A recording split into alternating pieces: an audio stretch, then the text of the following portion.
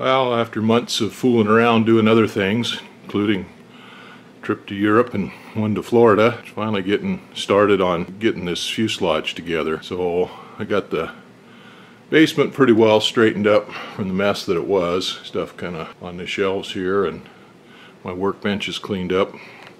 And I started out, the first thing I'm going to do is make floorboards. The baggage compartment, rear baggage compartment, both upper and lower. The baggage compartment and the pilot and co-pilot floorboards all have to be fabricated.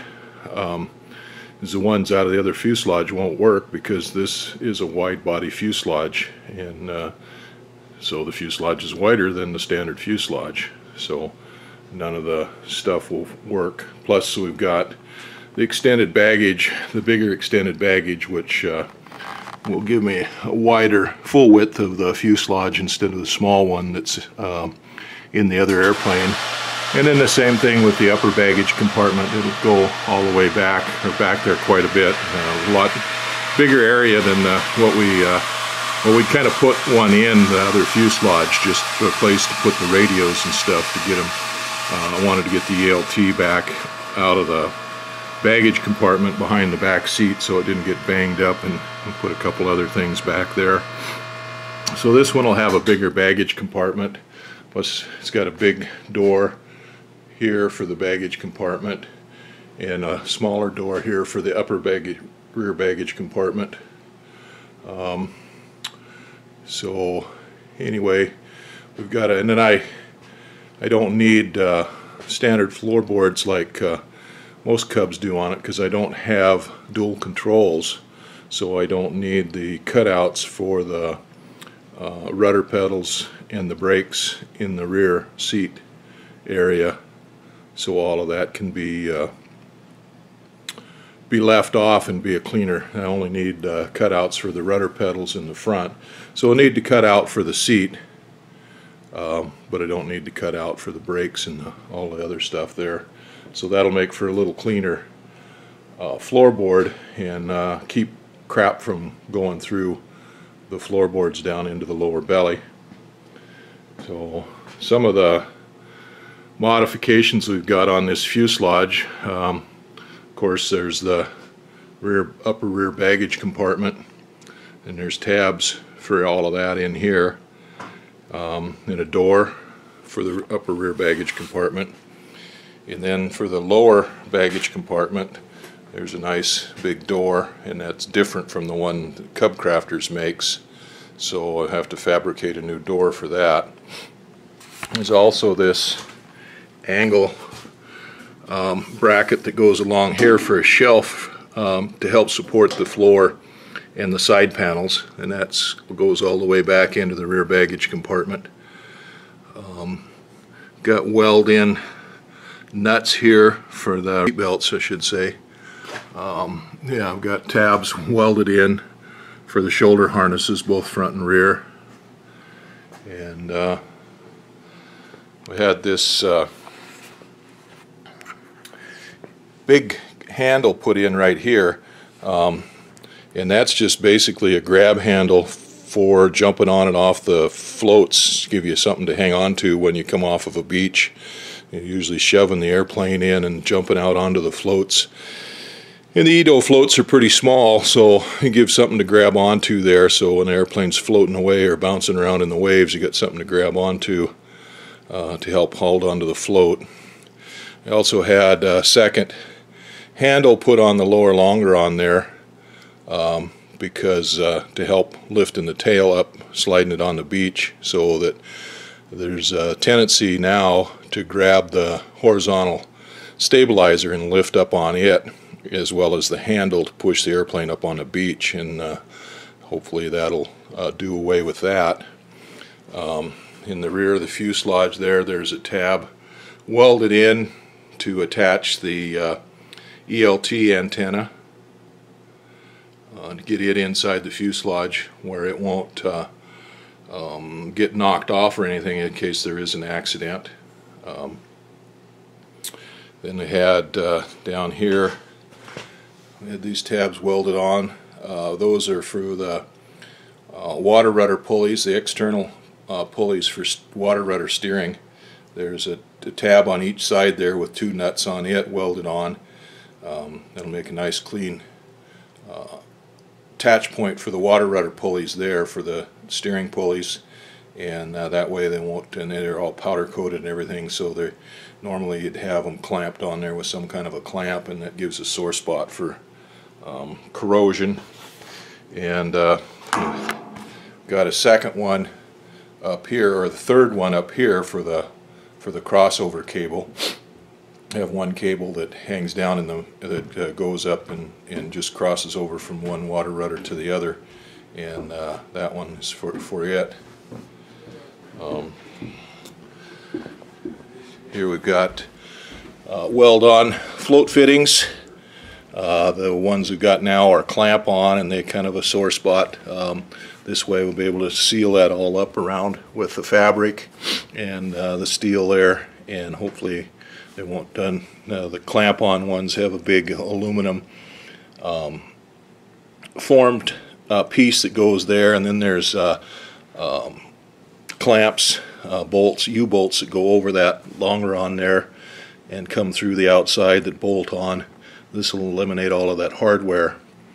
And then this is the tabs welded on for the carrier for the external fuel tank. So be able to eliminate the clamps. They have clamps that fit over this longer on here for that, and so we'll eliminate those.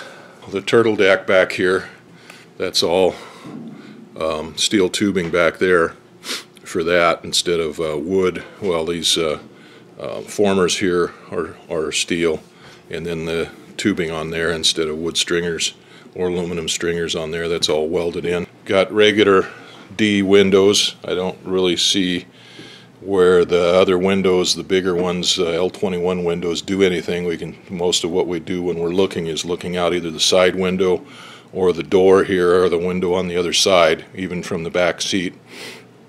So all that L21 stuff does is it'd be easier probably than covering all that with fabric and making up the interior panels, but it just gives more light on the inside, makes it heat up faster, and more noise. And I've got my first floor panel for my baggage compartment ready to cut out, using 1/4-inch marine plywood.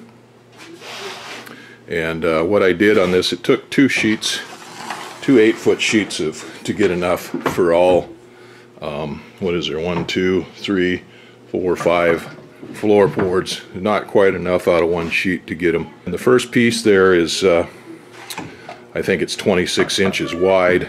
So the first thing I did, this piece was cut square, 26 inches, and it's by 48. So the first thing I did on this was I found the center line and drew the center line and made all measurements from the center line. And so then it's 43 5/8 inches long.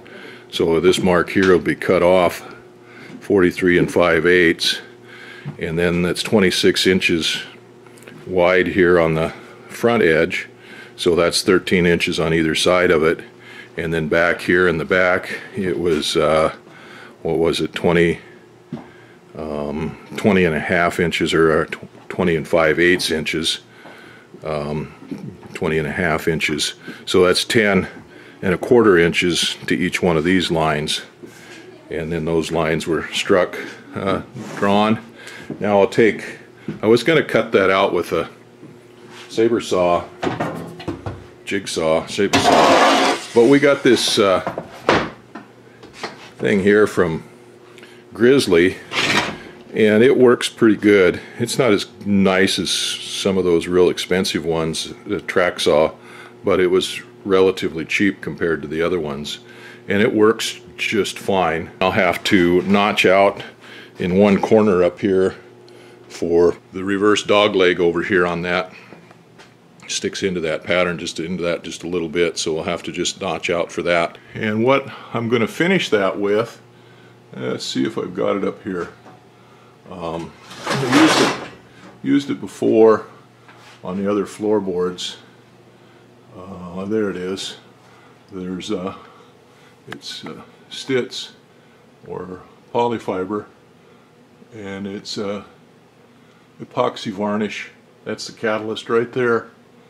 But it's a clear varnish, 2-part, and it goes on. It's really tough, and it's been 6-7 years since I refinished the floorboards before, maybe a little longer than that, and it's held up really nice on the airplane, even getting in and out of it with dirty feet and stuff from, you know, get the grit sticks to your feet because it's wet when you get on the floats and stuff, and it's held up really nice.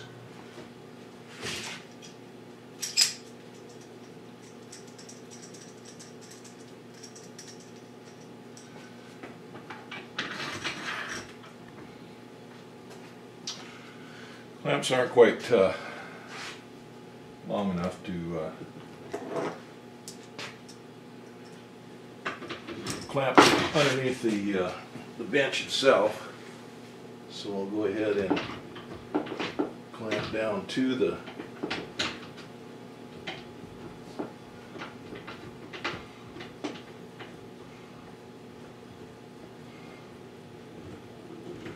plywood.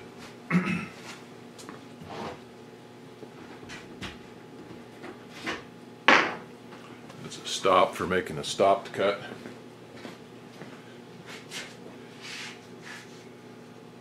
Make sure you're not cutting into the bench.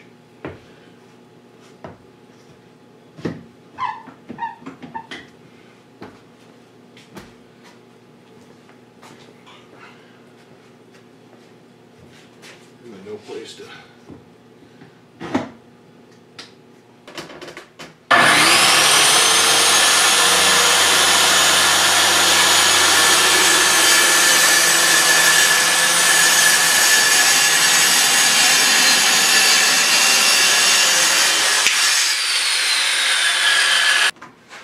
Okay, that's right on the line and right on the mark.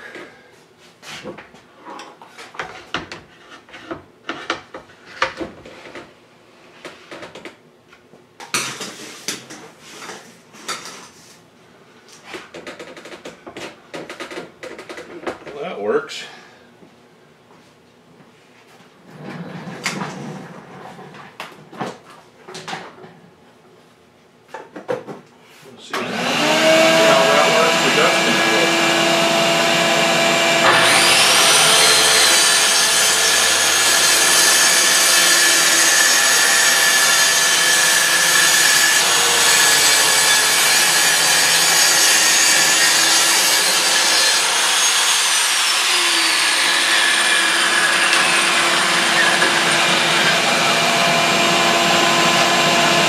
Piece is roughed out. We'll have to do a little bit of sanding, but we'll see how it fits first. And I know one side I'm going to have to cut a notch out to that dog leg in the baggage compartment.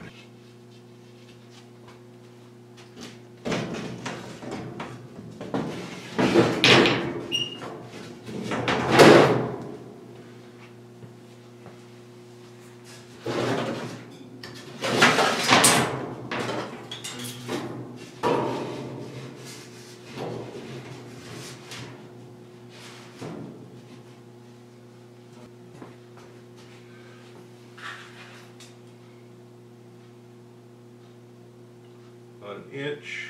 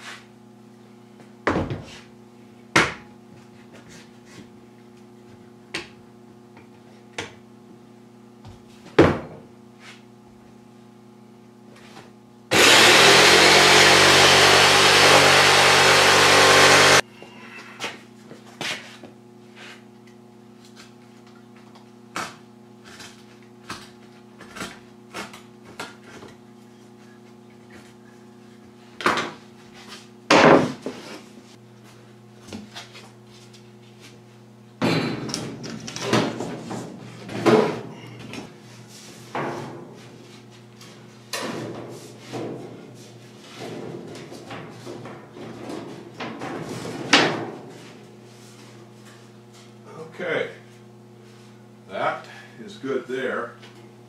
And good back here, just a little trim work on the sides with the, it fits tight, just a little trim work with the sander, and that piece will be good. Yeah, real good.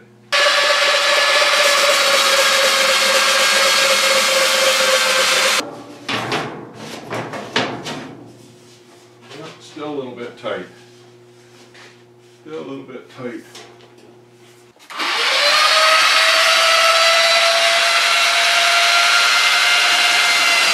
Okay, there's the first floorboard all fitted in. Took a little bit to get it because it's, well, didn't cut it exactly perfect when I cut it. Oh, and then yeah, that's not perfectly square. The frame there that it fits in, not perfectly square. It was pressed in a little bit around these two, this diagonal and the one on the other side, and once I fitted it in those, that fits in there real nice. So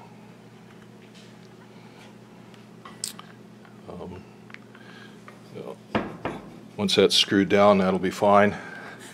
See a little bit of a gap on that side over there where it's not perfectly straight across, and since this sheet of plywood was, that's the factory edge on it, that should be pretty much square. So anyway, but it's not too bad.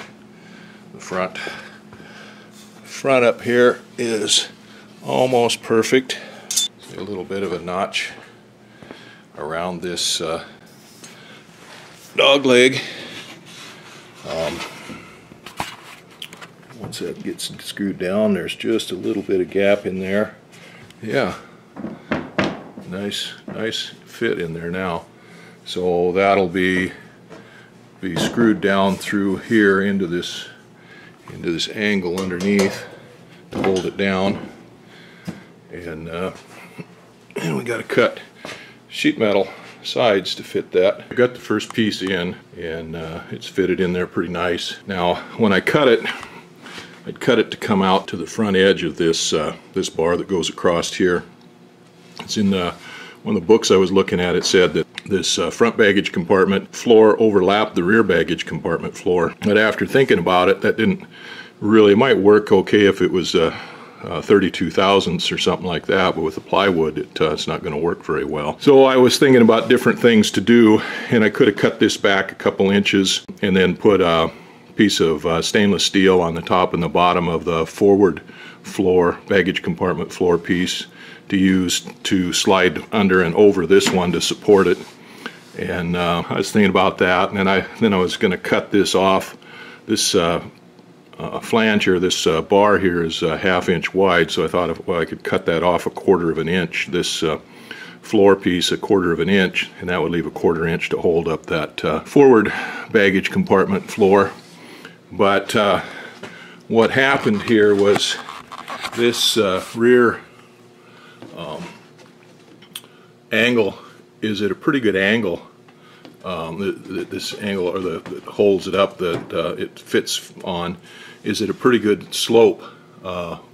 Matches up with this diagonal strut here, and so it's a pretty good slope going back. And so by the time I took the belt sander and I went ahead and trued this back up a little bit, because it didn't quite match up with this flange here. The flange, it must not be quite square. It didn't quite match up with it. This side was tight and the other side was a little bit of a gap. But I took that out of it, and then I sanded it down at an angle to match this this flange here. And when I did that, of course, 1/4 inch plywood, and you take the angle off of it, it's going to come pretty close to 1/4 inch back. So that's what happened. That moved this back far enough that now there's just enough of this. It moved back just far enough that this bar right here is exposed enough that the rear the forward baggage compartment floor can fit flat on that. And it fits nice and tight all the way around the three sides.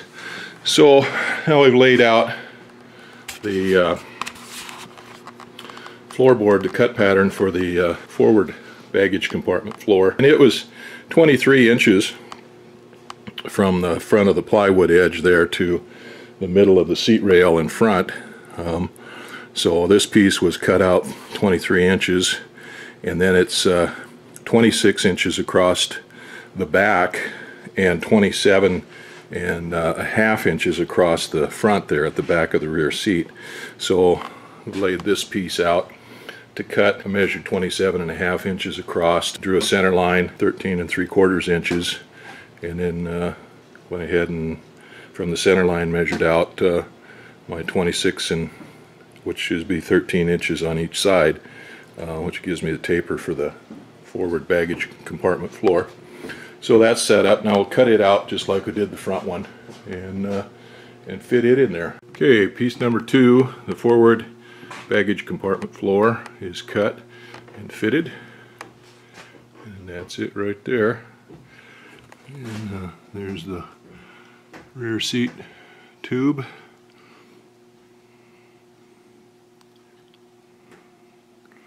There's the rear lower baggage compartment floor. There's the seam between the two.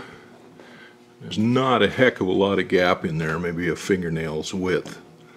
I got a little bit of a hole over there around that dog leg. I made a mistake on my measurements when I cut the first blank out for the floor for the baggage compartment, for the upper baggage compartment, and I measured from here on this bar that's going to be the forward edge of the baggage compartment, and I measured back to this bar here, and it was 48 inches.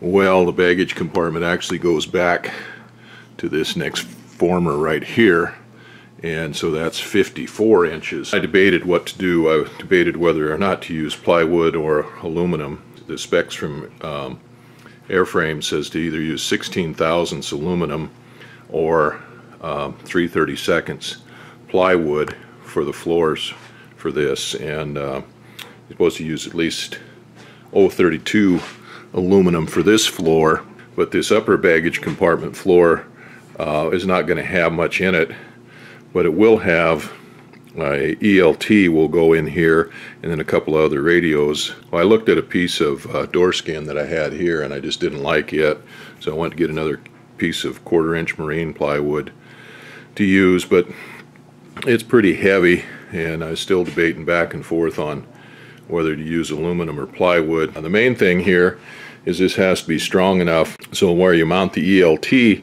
here, it has to be able to prevent to be torn loose, so it can stay in there. So that's one of the reasons I was thinking about thicker plywood, but I wound up getting a piece of 3/32 plywood here, measured it out, and I've got it measured to cut.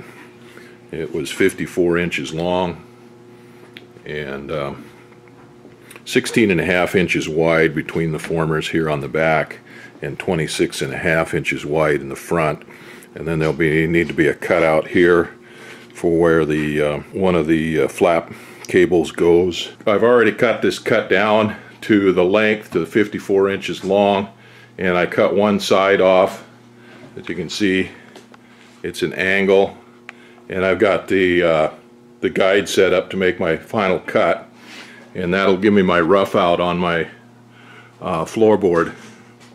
So this tool works pretty good. I've got the vacuum cleaner hooked up to it now, and that picks up most of the dust. It's still got a little bit comes out of it, because it's not as tight as like a fest tool or something, but it only costs a couple $100 as opposed to thousands too, like some of those fancy tools.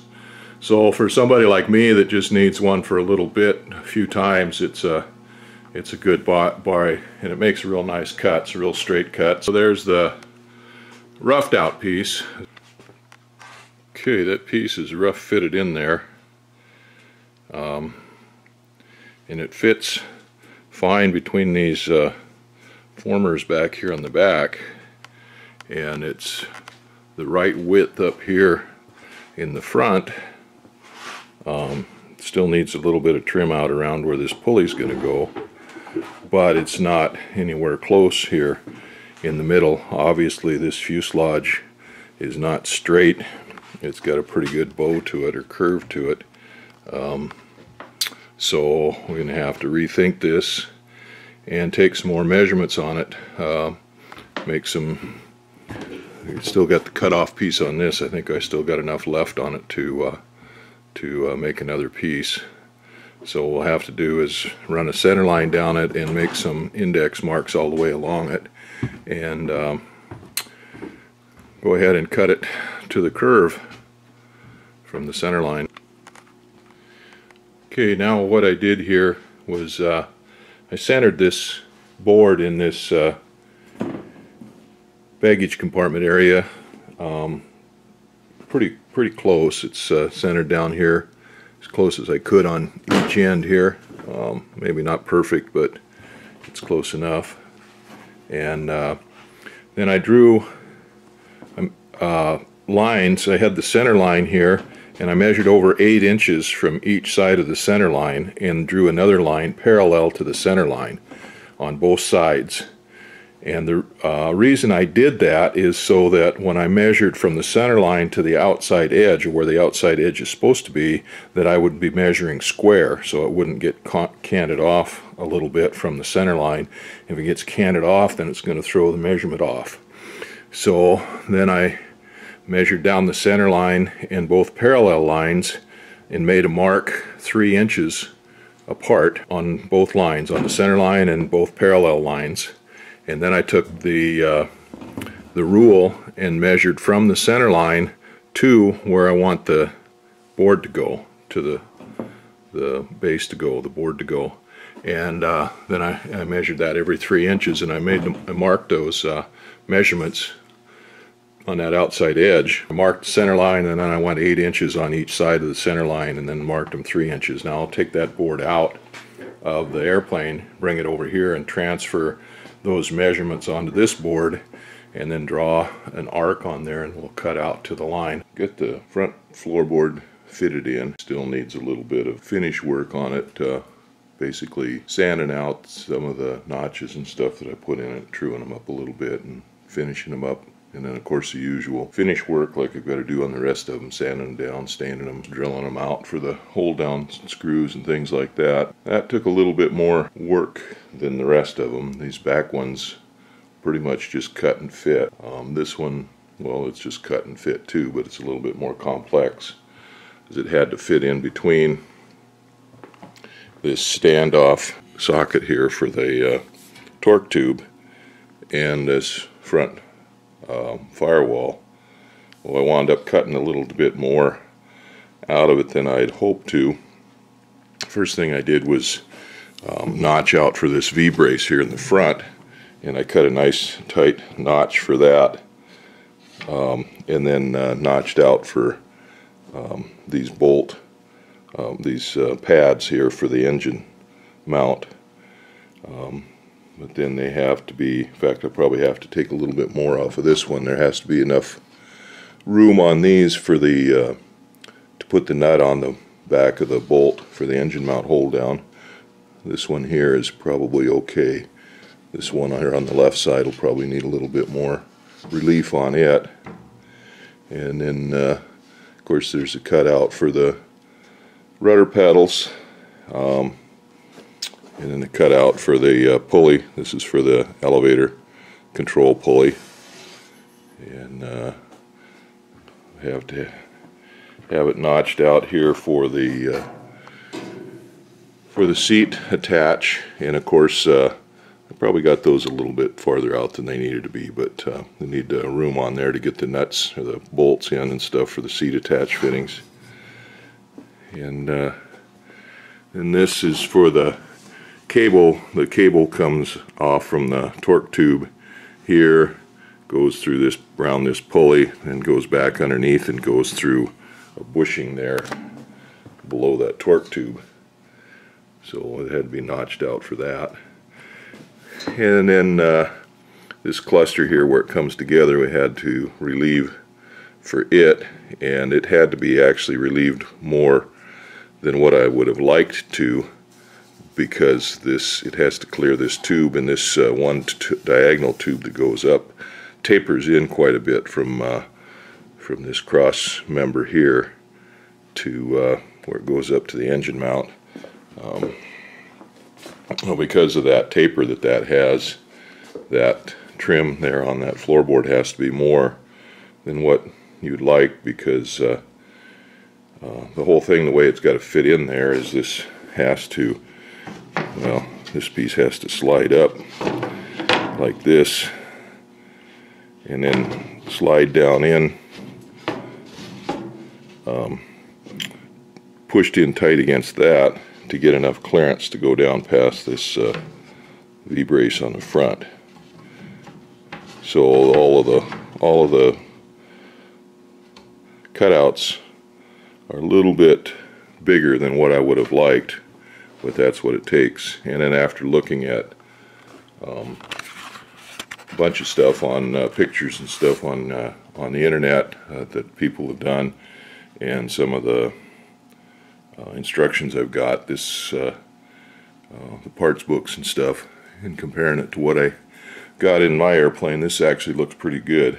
So even looks good compared to some of the ones that were CNC cut out. It will when I get done trimming up these holes, sanding them out and truing them up. I got to the point where I was going to go take the floorboards out of the airplane and bring them in for a pattern, because even though this, well, it's the same width at the top as what here is what the fuselage that was on the airplane now is, but it widens out quite a bit coming back here, so the ones that are in the airplane will not work in this fuselage, because this fuselage is wider than the standard fuselage. But if I laid them out, once this pattern was cut to the outside dimensions the way it is, then you could lay out the other pattern on top of it, center line to center line, and it would have worked fine. But it wound up, I was able to get it just the way it was without using another pattern. I may have to trim this relief out where the elevator control cable comes back through here. I may have to extend that out a little bit more, but we'll have to wait and see when we get the cables run. It might be fine. That looks pretty good except for a little sanding. Now I had to use a few more tools on this one than I used on the other one. On the other ones are simply cut out with the track saw and belt sander, and a little bit with a saber saw, a jigsaw. This one here, cut the basic shape out the same way, and use the saber saw, jigsaw, to cut out the relief angle here on where the pads are for the engine mount, and around this V brace here. And I used a little bit different. Well, I initially cut out the cutouts for around that torque tube pad with the saber saw, but to get it out as big as I needed, I wound up going a little bit different. I used a couple different techniques, measured those out, and then used Forstner bits here, different size ones depending on which hole that I had. Drilled this out here for the rudder pedal with I think it was like 1 1/8 inches, and then these were 3/4 of an inch, and these were 1 inch here. Drilled those holes out with the Forstner bit, and then run a line from those back to where I needed them. Connected the dots here, and then we used the scroll saw to cut those out. And I had to get it out where I had enough room to move that whole big piece of wood around on it to get it to turn to make the cuts. And then on the cut for the pulley in the elevator pulley, then I had to drill the 2 holes, actually take the blade out, stick it through the holes, because it's a blind cut, stuck it through the relief holes, and then cut out the middle of it with that. Anyway, there's the front floorboard. Now that's the most difficult one to do because it's got to fit in here between these hard points, both the front and the back. There's the back floorboard, the back main cabin floorboard. Got it, just got done with it.